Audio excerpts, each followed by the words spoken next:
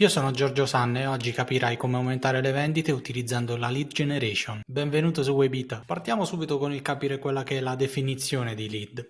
Non c'è una vera e propria traduzione, infatti se tradotto dall'inglese la parola in sé lead significa o può significare molte cose, ma il significato che ha nel marketing fa tutta la differenza per poter arrivare al nostro obiettivo, cioè quello di fare vendite, siano vendite di prodotti o servizi. Il lead quindi nel marketing rappresenta un potenziale cliente e non un contatto qualsiasi di quelli che possiamo reperire ovunque, ma un contatto di un cliente che è interessato al nostro prodotto o servizio. Generalmente questo cliente è un cliente che magari ha già manifestato interesse in qualsiasi modo. L'interesse infatti che ha dimostrato scaricando un ebook gratuito o qualsiasi tipo di contenuto noi gli abbiamo messo a disposizione gratuitamente, lo ha portato a inserire i suoi dati che noi poi possiamo utilizzare per fare appunto marketing verso di lui. Quindi ci sono due passaggi fondamentali, uno in cui lui inserisce i suoi dati nel nostro form che abbiamo messo a disposizione, se parliamo di online ovviamente. Il secondo step invece è quello in cui lui scarica qualche contenuto per poter poi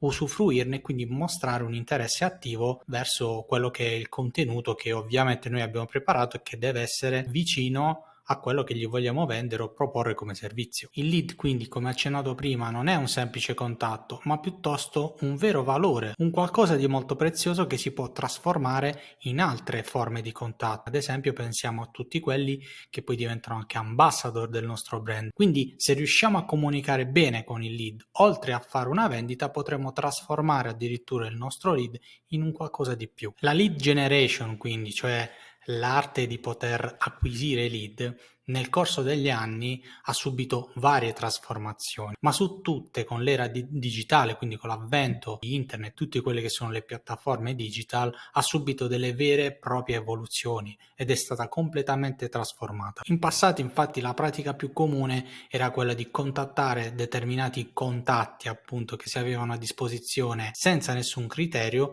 per riuscire a proporli in ambito commerciale quello che poteva essere il nostro prodotto o servizio. Oggi questo è stato completamente stravolto, pensiamo alle ricerche attive che possono fare i clienti, alle informazioni che possono reperire su quel determinato prodotto, su determinati concorrenti e quindi diciamo che il nostro cliente è molto più intelligente e più che altro ha a disposizione tutta una serie di informazioni per istruirsi meglio.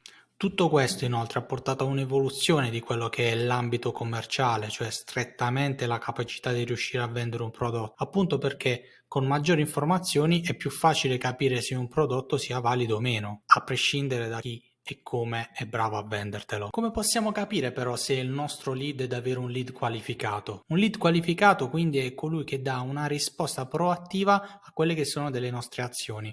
Pensiamo ad esempio all'invio di newsletter. Una volta che noi abbiamo dei contatti, possiamo inviare delle newsletter a questi lead che abbiamo raccolto tra form, dando un qualcosa di gratuito, sempre come esempio, ma più tardi nel video ne parleremo. Significa che successivamente a questa azione lui proattivamente ad esempio ha cliccato su un link. Lui può essere più portato a cliccare su un link visualizzato in una mail oppure comunque ad aprire e leggere completamente quello che c'è scritto, ad approfondire. Ecco, tutte queste informazioni che oggi grazie agli strumenti del web noi possiamo avere sono utilissime per capire e quindi classificare anche un secondo step, terzo step o ancora più in profondità quelli che sono i nostri lead e quindi a capire bene chi abbiamo davanti. Tutta questa segmentazione poi significa poter fare delle offerte commerciali, o meglio, si trasforma in offerte commerciali a seconda delle azioni che i lead stessi fanno. Ma a prescindere da tutta questa teoria, adesso cercheremo di capire come praticamente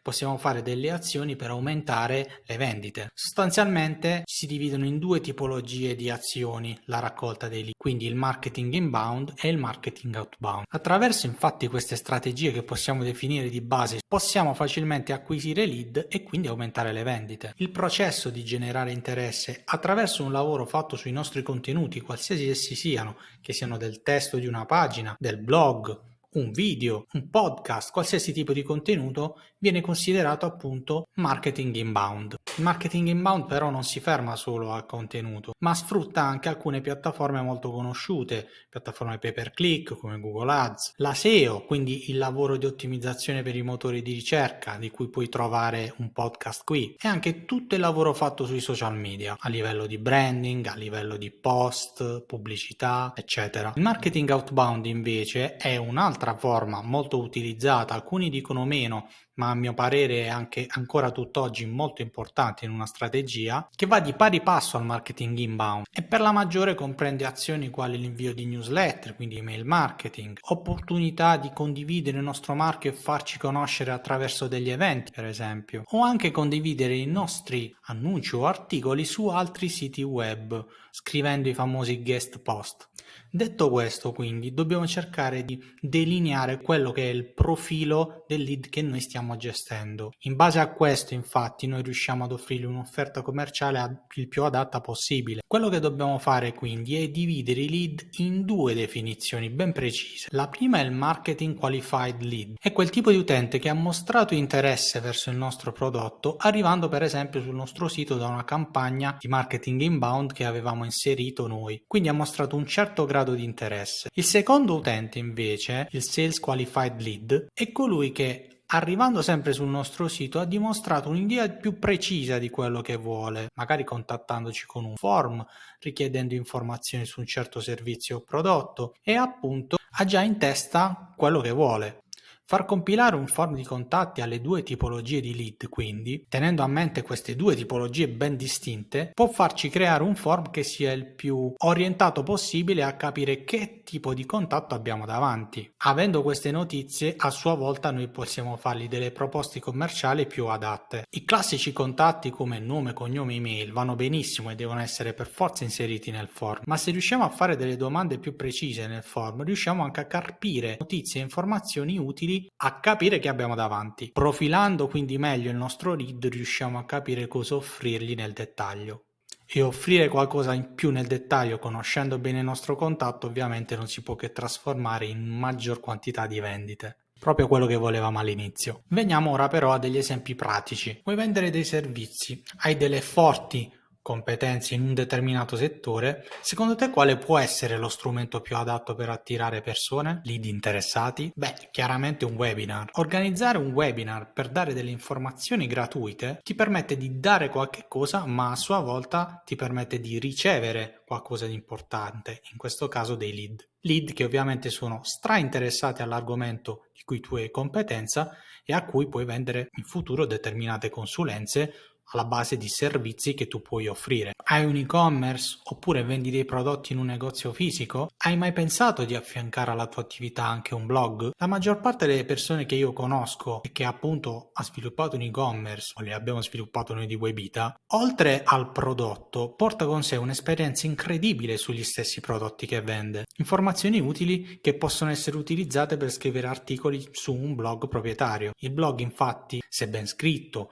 con contenuti adatti, si può trasformare in qualcosa di molto prezioso. Se agli occhi di Google i nostri contenuti diventano risorse, infatti, il nostro articolo si posizionerà bene. Parlo di posizione sul motore di ricerca, ovviamente. Questo tutto a vantaggio delle visite, che presto si potranno trasformare in lead. Nell'articolo che avrei scritto, infatti, oltre al contenuto ricco, dovrai ricordarti di inserire una CTA, un invito all'azione per intenderci, che sia un pulsante che riporta a una pagina o un form, o che sia un form nell'articolo stesso da compilare per lasciare i dati e raccogliere i lead. Entrambe queste due azioni che ti ho appena descritto possono raccogliere entrambe le tipologie di lead che abbiamo visto prima, tutto a seconda del contenuto che tu vai a, tra virgolette, pubblicizzare. Se in un webinar infatti tratti un argomento molto preciso, avrai dei lead molto precisi. Se nell'articolo di blog approfondirai un argomento specifico, avrai appunto un tipo di lead sales qualified. Per fare altri esempi, quindi continuare a fare esempi concreti su come è possibile reperire lead, quindi fare lead generation e quindi poi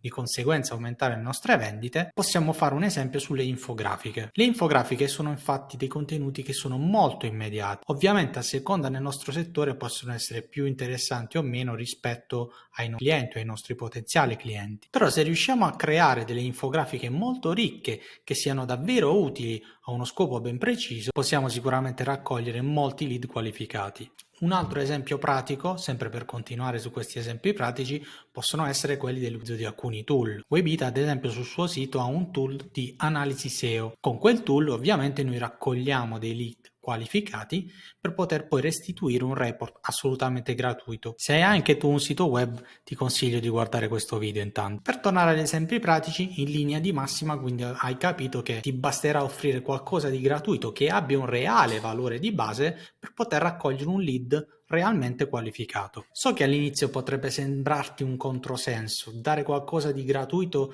per poter guadagnare, ma la realtà dei fatti è che è proprio così che oggi funziona tutto. Se ti fermi infatti un attimo a pensare, nella maggior parte dei settori anche disparati, chi è riuscito ad avere successo è colui che ha cominciato subito a dare qualcosa di importante per poi nel tempo ricevere. Ogni sforzo fatto sul web, se fatto ovviamente con competenza, concretezza, costanza, riesce a dare un risultato, o meglio, riesce a ritornarci un risultato importante. Per aumentare le tue vendite, quindi, concentrarti infatti sul fare lead generation può davvero fare la differenza e farti aumentare le vendite in maniera esponenziale, specialmente se riesci a trovare il contenuto giusto da offrire. Spero che tu ora possa utilizzare una strategia di lead generation efficace in modo da aumentare le vendite e perché no, aumentare anche i mi piace che stanno qua sotto cliccandoci sopra. Vedi, se ci clicchi sopra, per piacere ricordati anche di iscriverti, azionare le campanelle e tutto ciò che puoi fare di bello verso Webita. Ciao!